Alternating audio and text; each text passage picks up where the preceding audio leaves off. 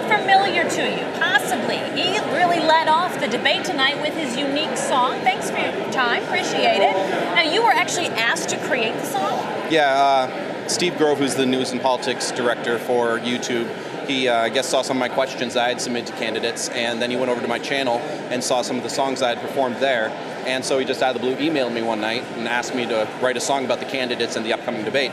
And so I wrote down some lyrics in 20 or 30 minutes, and then the next night I recorded it, and that was it. Well, you didn't have a question per se, but you had certainly a song that was composed. Did you appreciate their response? Yeah. It was, I was looking at their responses, as I said, each one of their names, and most of them were laughing.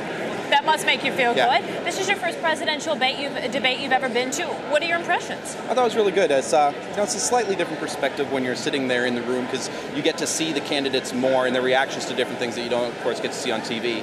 But I like pretty much all the candidates, and so I enjoyed it, and I got some different perspectives of some of the candidates. I still don't have a favorite, but maybe they're shifting positions as I'm. So you're still undecided. Did you come away from the debate tonight being a little more sure of just narrowing down the candidates? Maybe a little bit. Fred Thompson's kind of at the top of my list right now, and after that, there's a few others that are kind of bubbling to the top, and so they're kind of shifting positions. And okay, well, as Fred Thompson bubbles to the top for you, what is it about him that stands out? I like a lot of what he has to say about federalism, about adhering to the Constitution, and about liberty. And, all of the candidates have something I like about them, but pretty much all the things I like about all the other candidates is embodied in Fred. They're all bundled up. Thanks so much for your time. Appreciate it, Chris. Nice song as well. Thanks. To be honored that it was chosen to lead off the debate tonight. Yeah, it was kind of a trip. Good. Nice to see you. Thanks so much. We will have the opportunity to speak with some of the other people who have submitted questions for the CNN YouTube debate tonight. Of course, there were 5,000. They couldn't possibly use all 5,000. We whittled it down. The CNN teams whittled it down. We'll have the opportunity to chat with some more of them live in the spin room coming up. Reggie?